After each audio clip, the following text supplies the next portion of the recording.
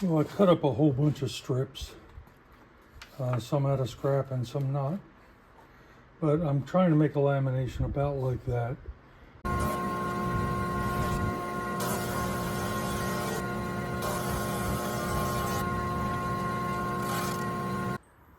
So I'm now going to trim these to 12-inch length.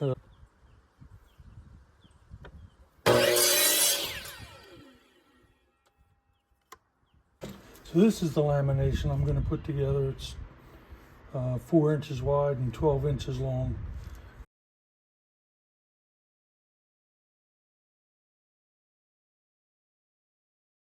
So I'm going to clamp these down and then I'll put one in the middle.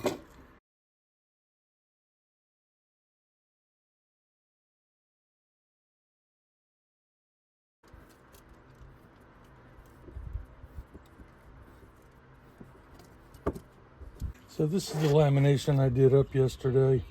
I'm going to run it through the drum sander and get both sides flat.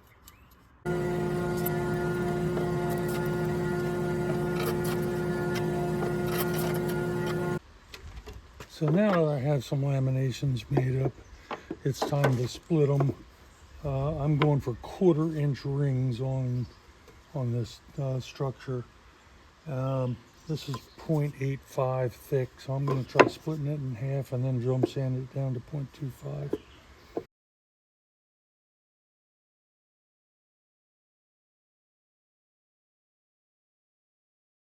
So now I have a slit a little more than halfway through. I'm rolling it over to do the slit on the other side.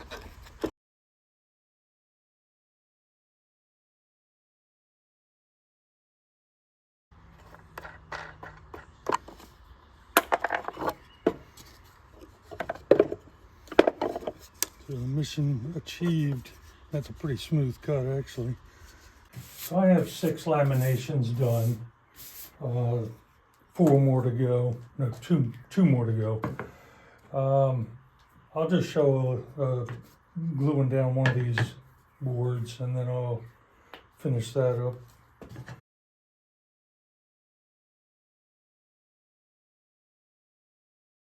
So before I start cutting, I just wanted to explain something. I made both of the 4-inch wide laminations identical. You can see the fat strip of maple on all of them. And on the 3-inch wide laminations, I made them the same as the middle section of this. I'm trying for the same pattern all the way through the structure. Okay, I have an 1/8 inch bit in the CNC, mainly to keep the kerf as small as I could do. Show a little cutting, but you really can't see much.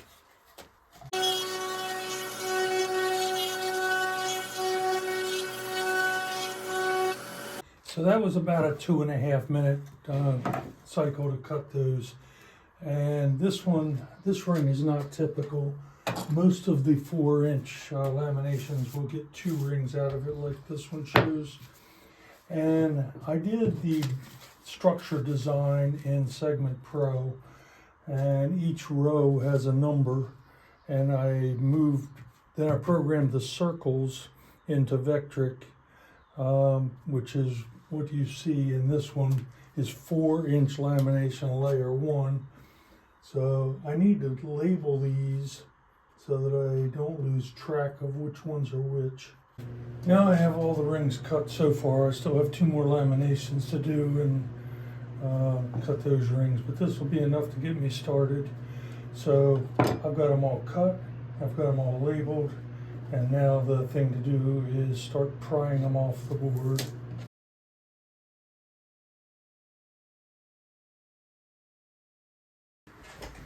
So I cleaned the rings up a little bit, brought them inside, and I think I've locked in on a configuration. I've made some match marks on the side. So these first 4 rings are solid rings. I am going to go ahead and glue those together in here.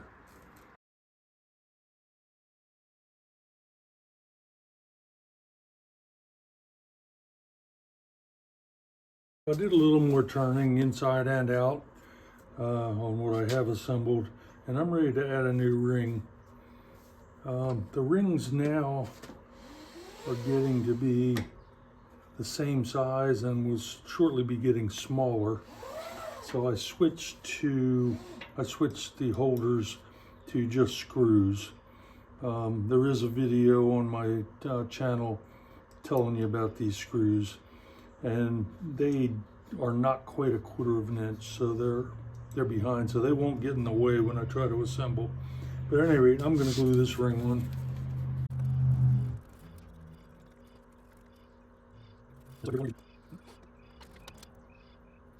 So the Dizzy hollow form is taking shape. These are the next two rings, and they're starting to neck down pretty quickly.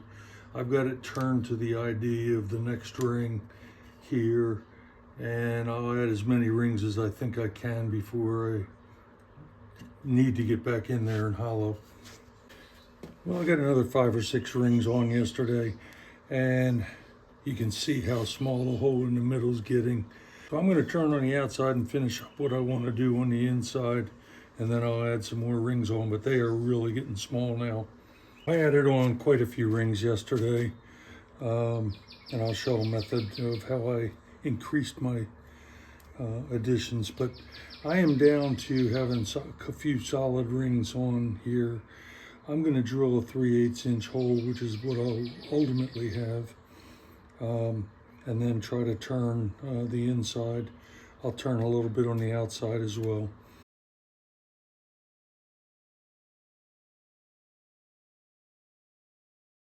So I ultimately did a 1/2 inch hole so that I could get in there and hollow it out better. These are the next two pieces, and this is my minimum point. And from there it increases. This one's so small it won't fit in the cold jaws. I tried doing a set of jaws and I can't get small enough even for that, or I get too small depending on which set of jaws I pick. So what I'm going to do is I am going to glue it in place, hold it until it sets, and then move the cold jaws up to just push on it to be a clamp.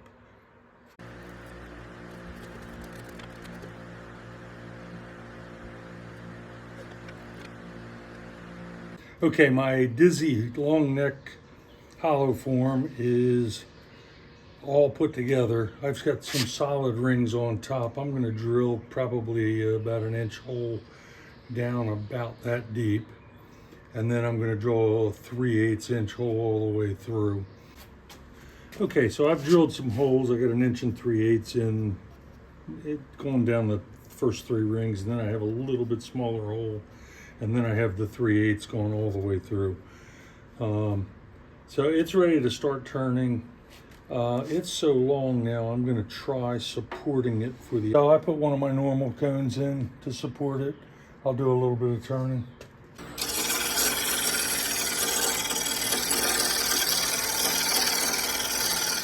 That is the rough turning on the outside. It's round and smooth. It still needs a little bit of refining, but I'll do that after I turn some on the inside. I was getting a little bit of a wobble and groaning, so I went ahead and put on my one-way steady rest, and it seems to be better. So I'll show a little bit of the inside turning here at the top, which you can see.